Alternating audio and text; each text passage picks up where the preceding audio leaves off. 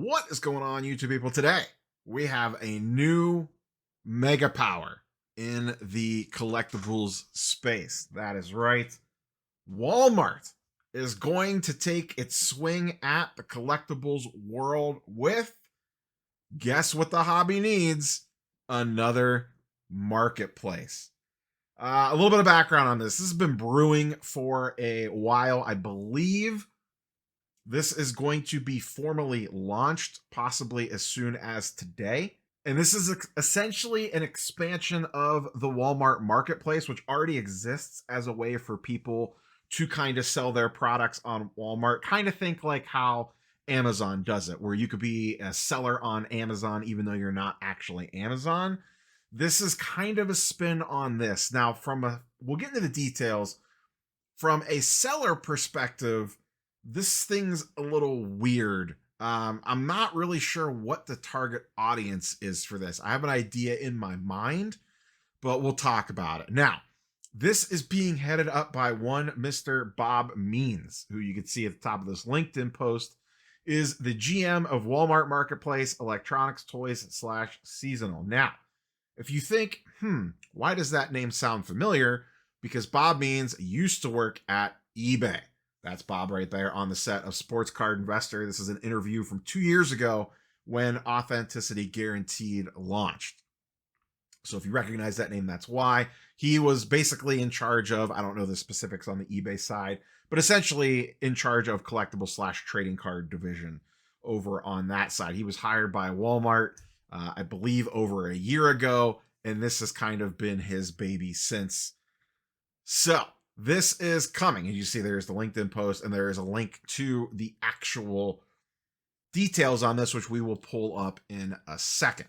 You can see the little ad thing that they have there. Trading card sellers join the collectibles experience for 0% referral fee. Now, to clarify something here, referral fee means selling fee.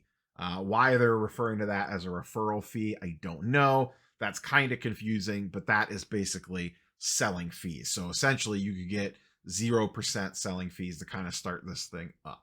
Here is the details page. I will link to this in the description down below. Just kind of scrolling through here once again. Enjoy 0% seller fees from July 1st through September 30th. Now, this is not open to everybody. You have to apply for this. I have not gone through the entire application process, but I believe you have to be a registered business to use this. So that means you have to have a tax ID, LLC, whatever it is. You have to be set up as a legitimate business. This is not purely like eBay where anyone could just hop on their list, at least from what I'm seeing. This is not officially live yet, so maybe it'll change once it actually goes live. But as of right now, that appears how it would work, how it's going to work.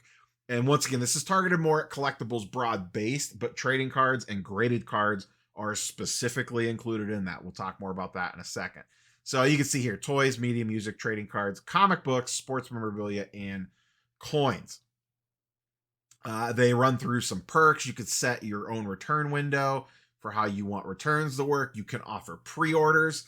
So for me, kind of, once again, going back to, this seems to be geared more towards businesses. I wonder if this is going to be targeted at shops that don't have an online marketplace that maybe want a way to sell online, ? That's not eBay. So, because the way I also understand this is like when you search on Walmart, these things will pull up on there. So if someone goes to look to get little Tommy a box of Topps cards and they search Topps, it would pull up if you had, hobby boxes of Series 2 listed on there, or Topps Chrome listed on there for, grandma to click on to buy to send a little Tommy for his birthday, Christmas, whatever. So, given the fact that it has to be a air quote legitimate business, this thing's going to show up on Walmart search, and the fact that they're allowing pre-orders to be offered, that would lean me more in towards wax. What if you had allocation for Topps Chrome and you wanted to move some online or something along those lines? Listing trading card, once again, very specifically calling out trading cards, graded. Now, I don't know if you could do raw or not. Under the application process, it specifically asks about graded cards. You can mark things as pre-owned. If I pull up the application over here, you can see you need a Walmart partner ID, your Walmart account name, first name, email. Then it wants to know, what's your source for collectible products? What are you going to be selling? New, pre-owned. If you list graded collectible, or will you list graded collectibles, which companies? Now they only list Beckett, basically the big four: Beckett, CGC, PSA, and SGC, along with CBCS for comics. There is an option here to list. I will not list graded collectibles, so maybe you can sell raw as well. And what percentage of catalog is collectible products, and then what type of return policy do you want to use? Now, I did not fill this out to be able to click the next button to see what else they asked for, but just to give you kind of a general idea. So there definitely seems to be some hurdles here. This is not going to be for your casual seller. This appears, once again, from an outside perspective looking in, this seems to be geared towards, like I said, I think shops specifically maybe leverage this, and we'll see how it works. And I also don't know, at least off the rip, if this thing is geared for us. I could be wrong on this, but like as a someone that's in the weeds, buying and selling trading cards and wax and whatever, I don't know that this is going to be for us to go look at stuff. I'm not saying that you can't. This feels more targeted at the situation that I laid out earlier. Grandma wants to buy some trading cards for little Johnny. Little Susie wants some Pokemon cards. Whatever the case might be. And if you're searching around on Walmart.com, that stuff's going to fire in and search. And that is very powerful for your products to fire up in the Walmart search engine, assuming that's how it works. Is this going to absolutely disrupt eBay or the new Fanatics collectible / PWCC thing? No, I don't think so.